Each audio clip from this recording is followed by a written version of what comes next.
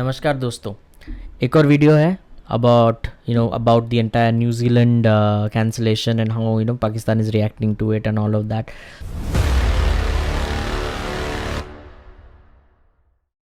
So apparently Pakistan has been reacting in a very childish way, which is expected from them. They're just like that. But anyways, I don't want to spoil the fun of watching Gaurav Arya's video together. So let's get started.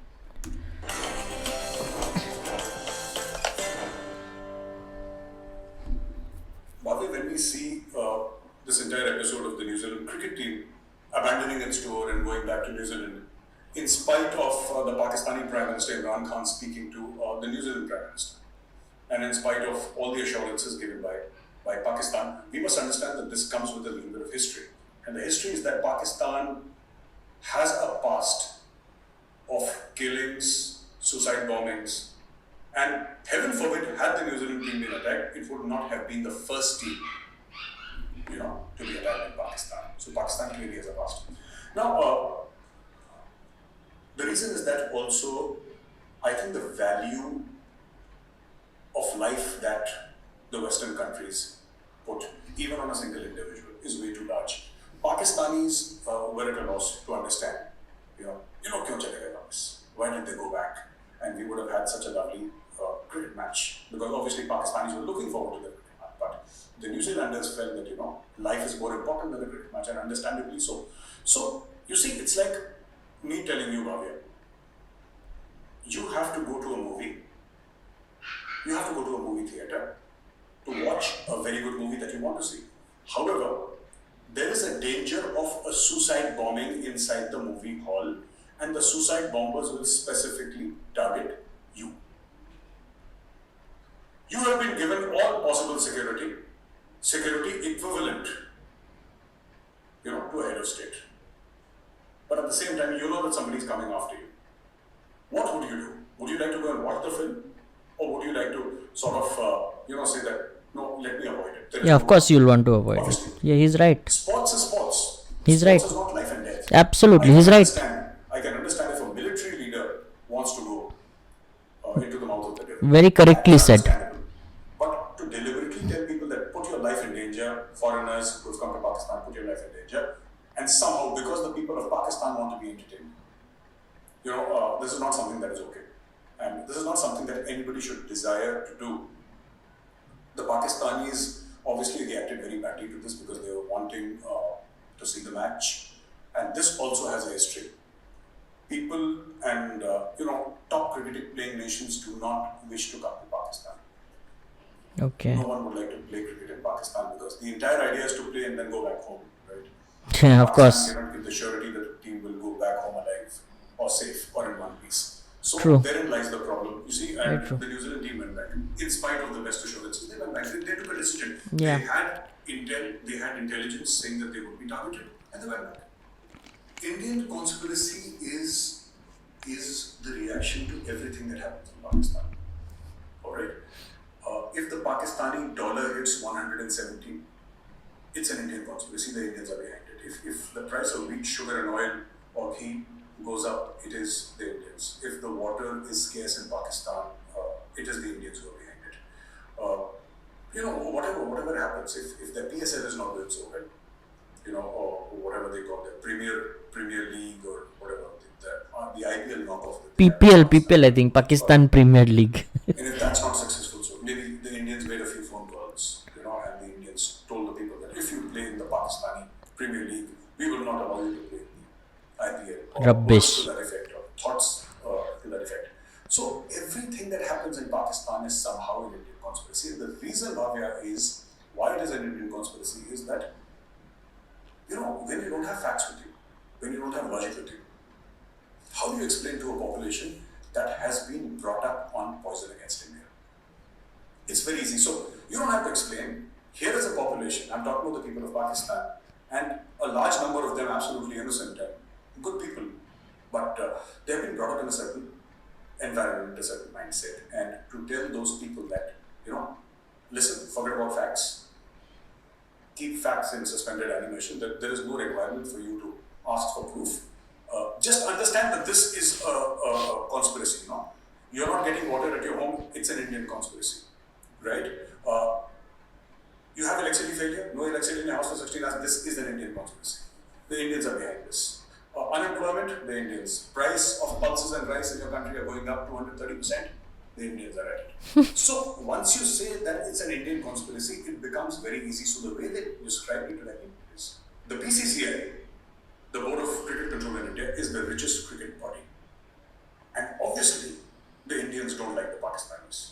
So obviously, hence it is reasonable to assume that the Indians, specifically the Indian Intelligence Agency, the Research and Analysis Wing, RAW, made certain phone calls to MI6, who made certain phone calls to Mossad, who made certain phone calls to the CIA. I'm not joking, this is actually what happened, this is what the media was discussing. So, somehow India fabricated this entire story just to embarrass Pakistan in front of the world.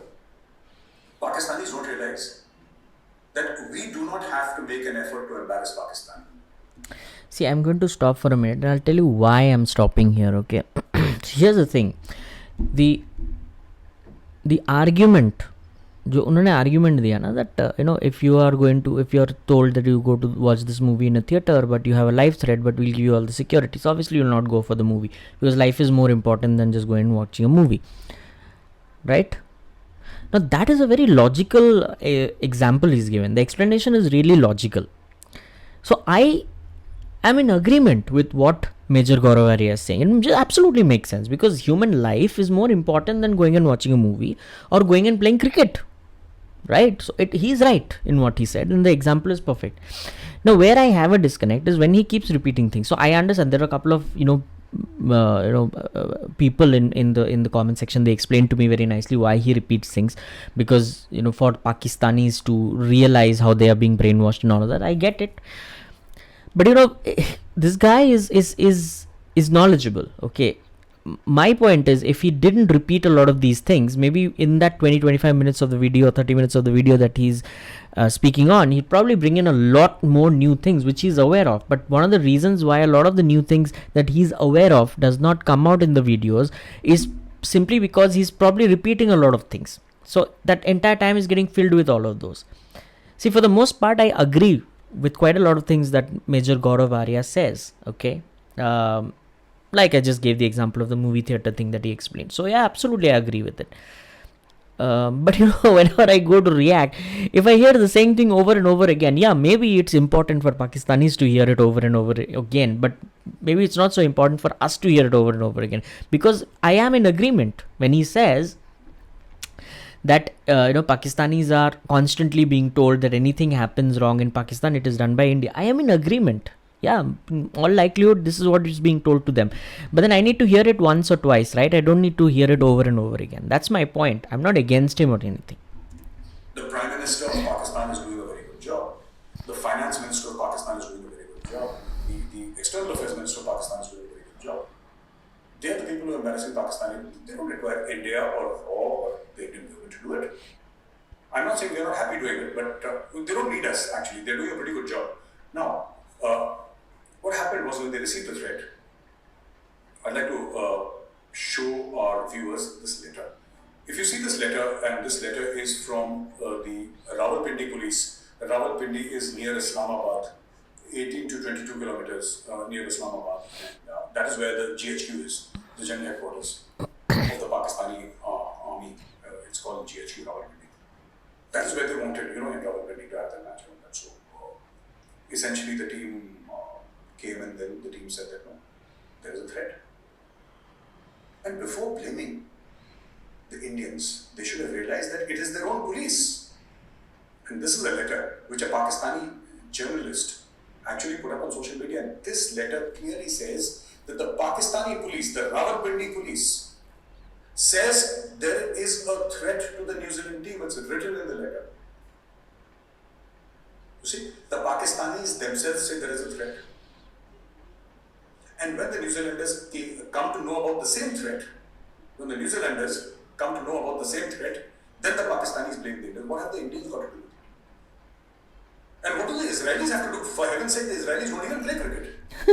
Neither do the Americans. I mean, they're not interested. But So many conspiracy theories. Because we helped the Afghan Taliban, therefore they wanted to embarrass us. Because, Imran Khan is such a fantastic leader.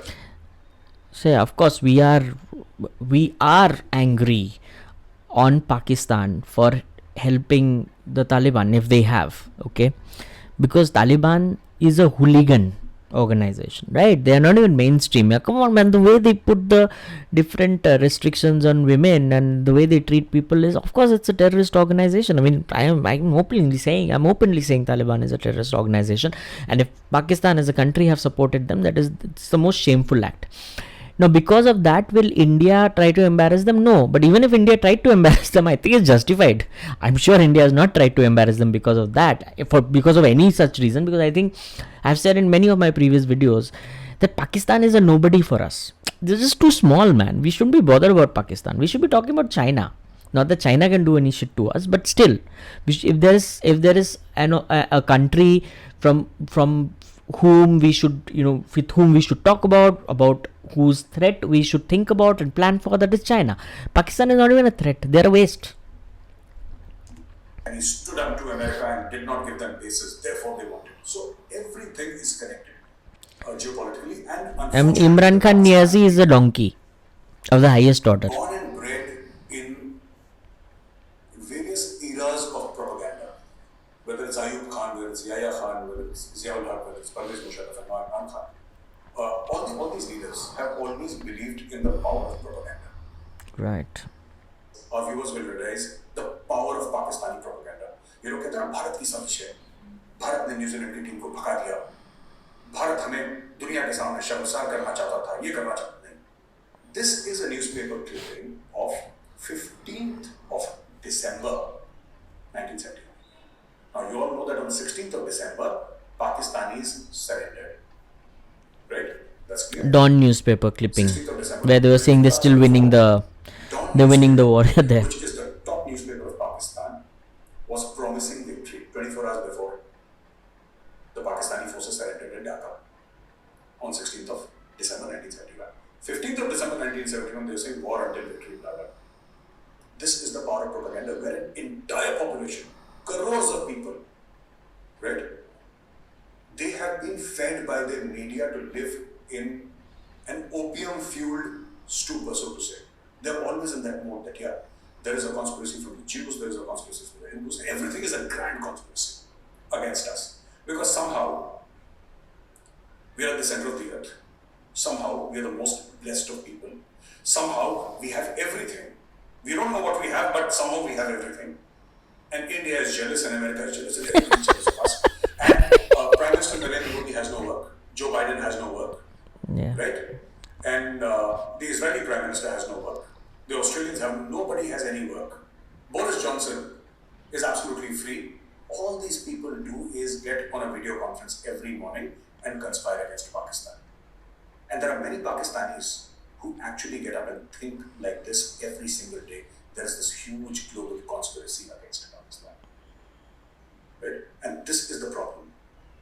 The inability of the Pakistanis to look inside, jisko Hindi mein kehte hain na gariban mein jaan, to look within, to self-analyze, to self-critique and say that, okay, no, maybe we are wrong. Maybe this time it's not the Indians or the Israelis or the Martians or Elvis Presley. And maybe it's just us, maybe. Let's give it a thought, Why not give it a shot?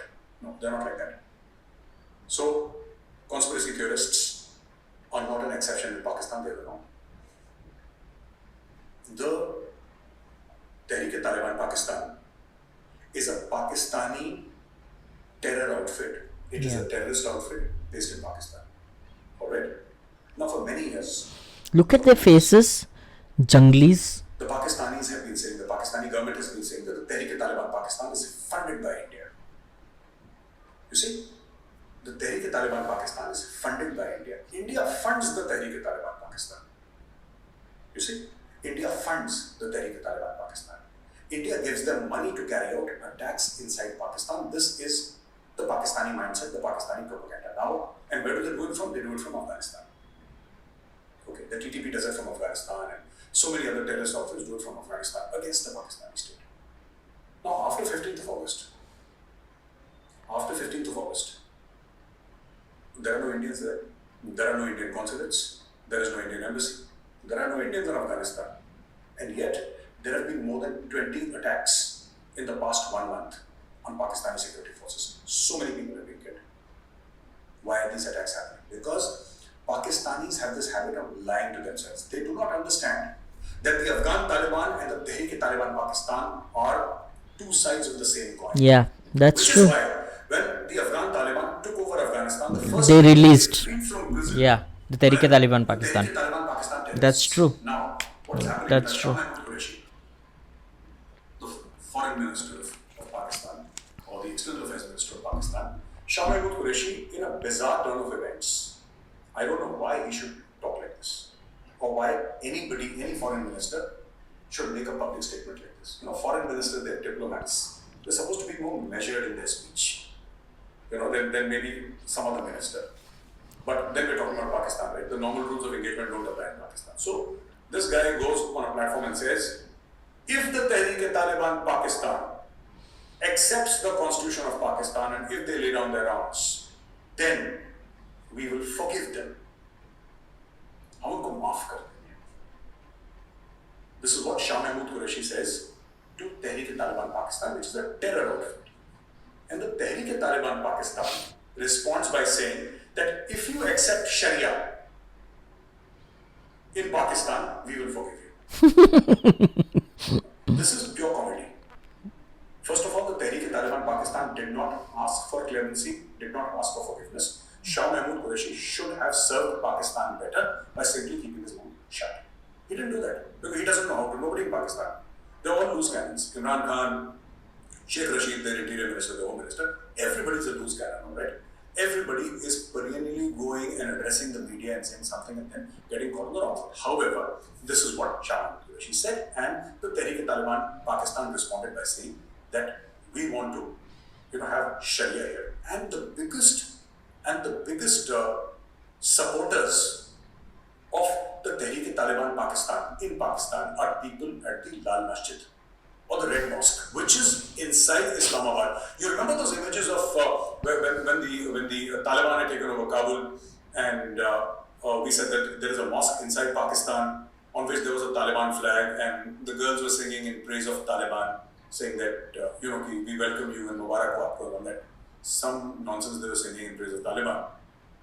That was Lal Masjid. Okay. In 2007, there was a standoff in the Lal Masjid area, and in that standoff, many Pakistani army people died. One Pakistani, I think Major or Lieutenant Colonel also died, and Special Services Group people died, and Rangers, Pakistan Army, Pakistan Rangers, Pak Rangers, or Punjab Police, or Islamabad Police, or whichever police is there, they died, and a lot of people got killed here because of the Lal Masjid standoff. Because this guy, Abdul Aziz, and we'd like our viewers to see this video, please. Phone करो काल घर में लाखों बदकारी के अड्डे वहाँ आप लोग क्यों नहीं जाते? क्या मैं तुम्हें क्या जवाब दूँगी? बच्चियाँ नजर आती हैं आप लोगों को? इस नौकरियों से नौकरी छोड़ो उसको, अल्लाह और अच्छी नौकरियाँ देगा. इस नौकरियों पर तो लानत भेजो उसको.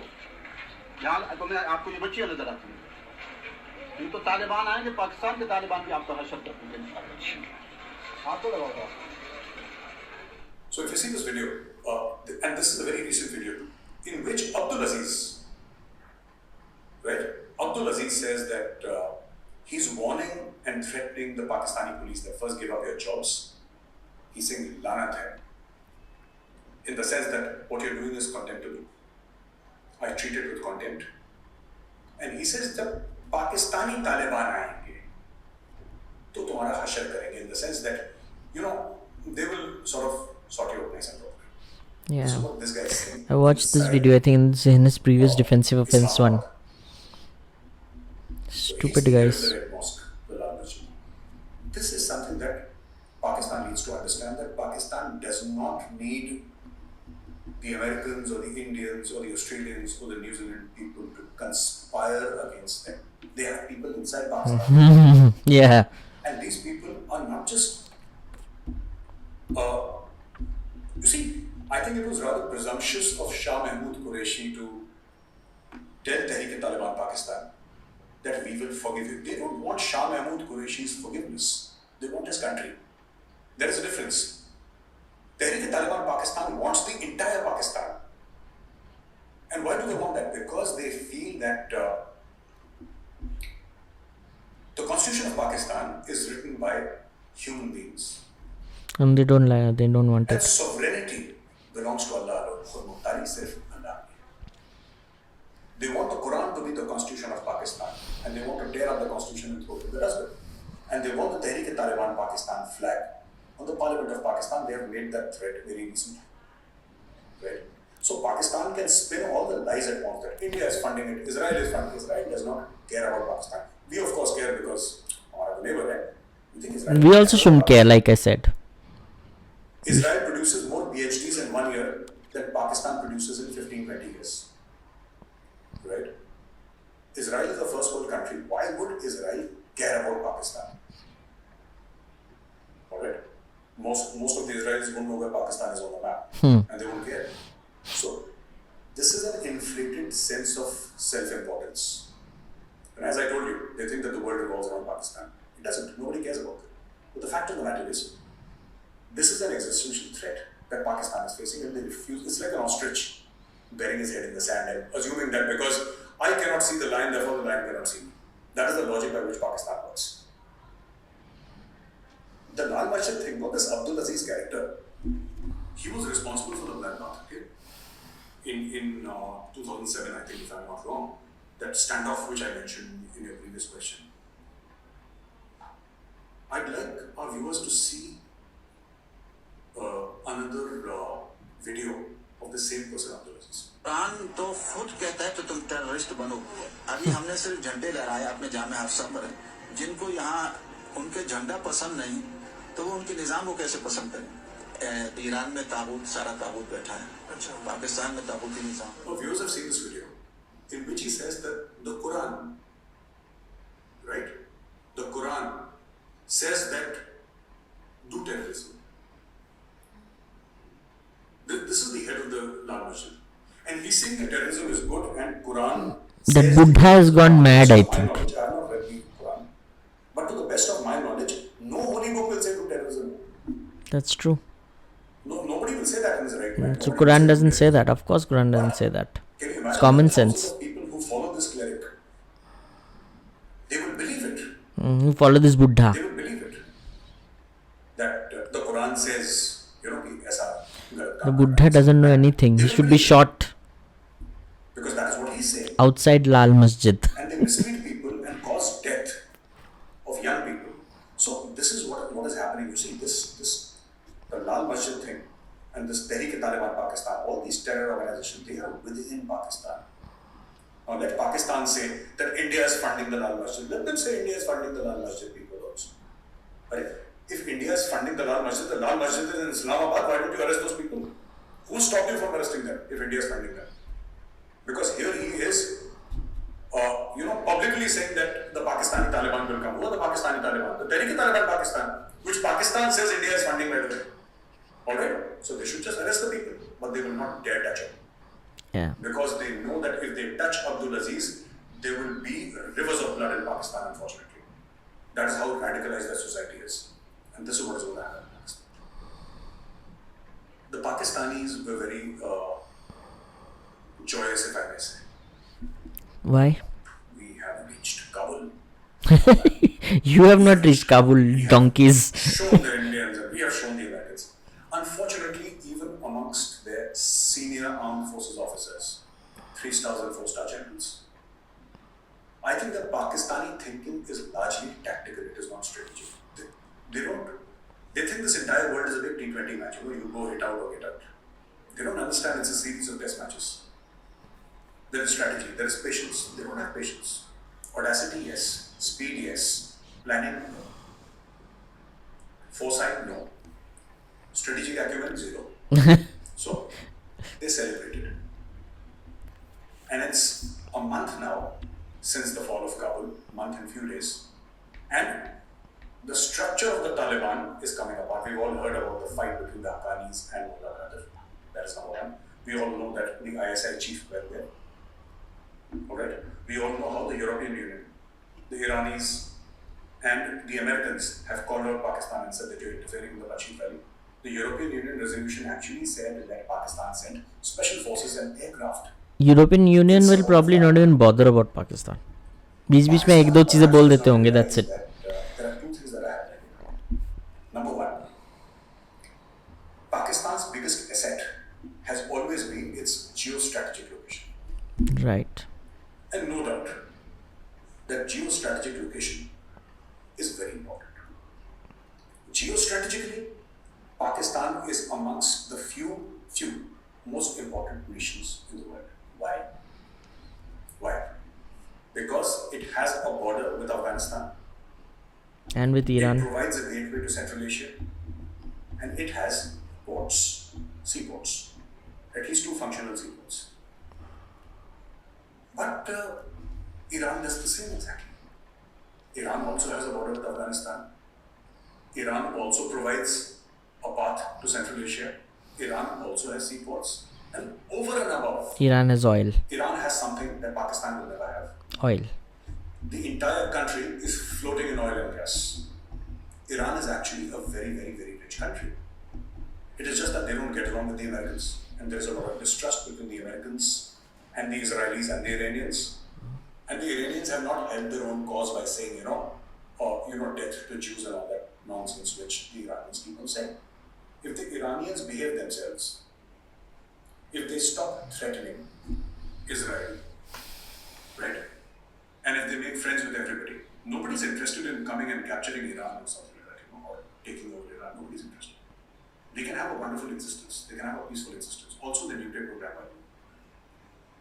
And today, the world is looking at it very seriously. The world is sick and tired of Pakistan.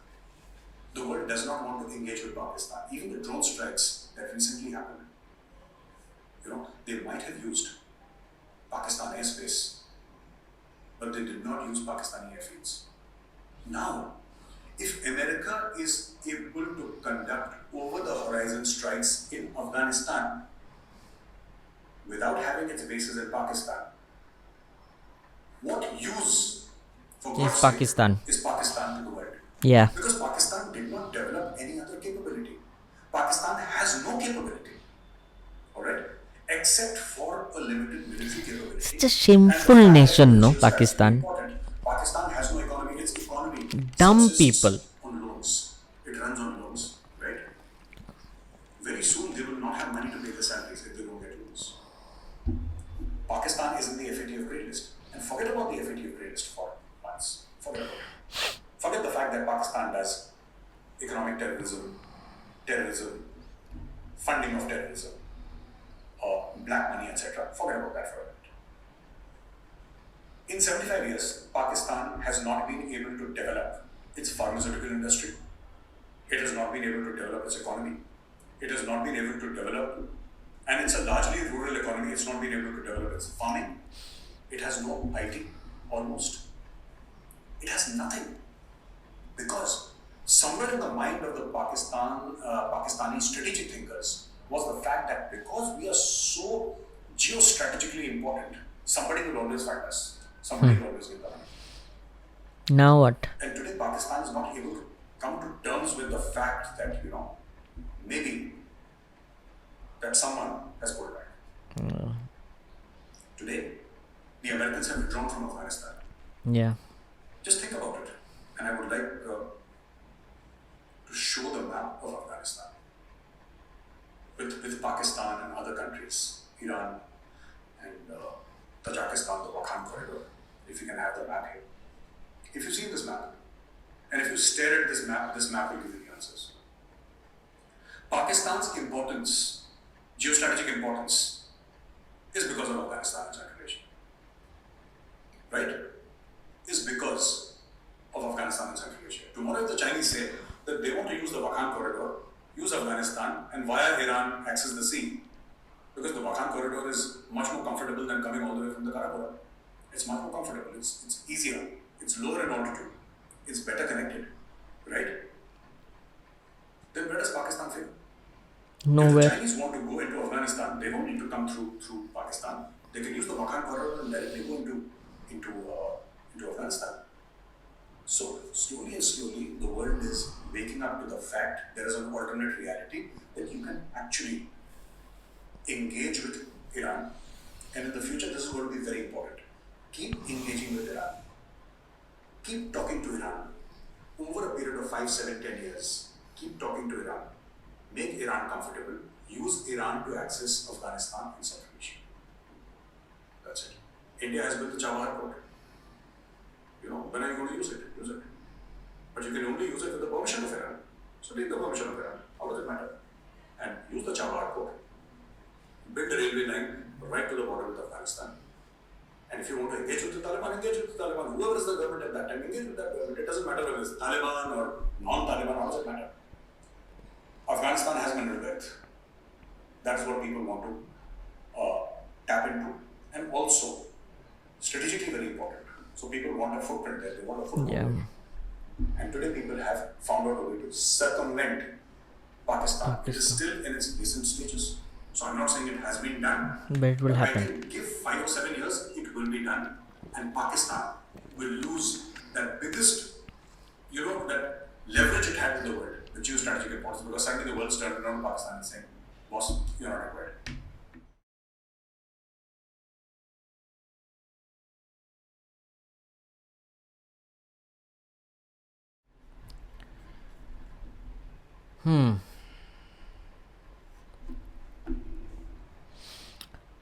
Very interesting video today.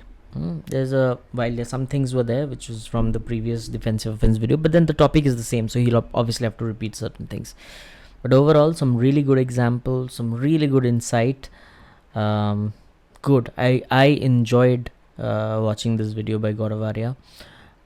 Like I said, for the most part I like his videos, but this was really nice. And there's just 2 things I want to say. One to Pakistan, one to Afghanistan. Afghanistan, when I say, the people of Afghanistan, not the Talibans, is, may peace prevail there, and may God keep the women and children of Afghanistan safe. As far as Pakistan is concerned, get a life, man. I mean, seriously, look at your own house. Stop poking your nose into others' businesses, and stop believing that others have nothing else to do but to poke their nose in your business. Nobody's interested in your business. You're a useless nation, and you'll always be a useless nation. Now, this does not apply to every Pakistani, so I want to be very clear on that. It does not apply to every Pakistani. I'm sure you cannot have a nation of 2 crore people and all of them are dumbasses. It's not possible, no? I'm sure there are some good people there as well, but for the most part, Pakistan seems to, I don't know what to say. This is so stupid. But anyways, I think it was a good video. I enjoyed it. You let me know what you thought about the video and as well as the reaction. And if you're liking these videos, then please like, share, subscribe to my channel. Okay, I'll come back again. Thank you so much for watching. Till I come back in the next one. Peace.